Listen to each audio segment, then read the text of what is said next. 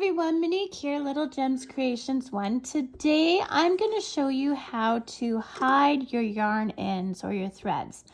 Now you're going to need something that you've been working on. Of course, if you follow me at all, you know that I'm big into making pet sweaters and pet things.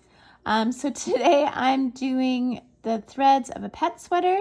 I'll have a link for this tutorial in the description if you want to make one of these cute little pet sweaters. But right now we're here to hide threads because we all love hiding threads, don't we?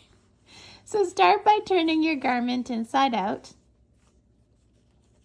And let's see, we're just gonna pick a thread.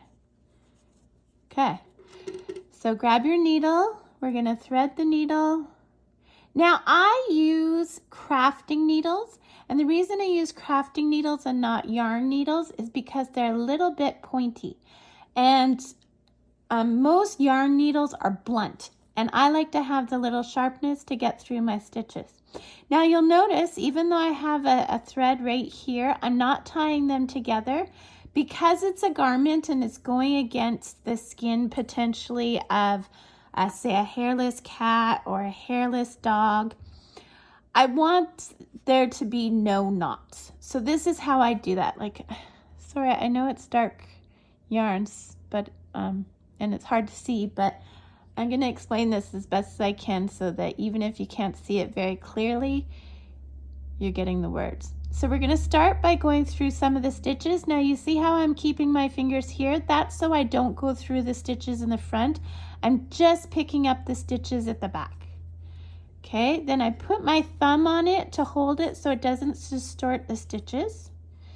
Okay, and now I am going to go just a bit behind and then a bit past the stitches. So if you can see, my working yarn is right here. I'm going behind it and then past it with my needle. Now that is called a back stitch, and what that's going to do is it's going to lock your yarn in place. And then I'm just going to do it again. See, my working yarn is here and I'm going behind it and then just past it. And I'm going to do this a number of times for the length of the yarn. And this is just going to secure the yarn so you don't have to tie any knots. So you do that until you've used up your yarn. You do your cut. And then see, guys, it's not showing on the front, it's not showing on the back. It's totally woven in and it's not going to move because you did those back stitches. So it's that easy. Now you just have to do the rest of your garment. That's the not fun part.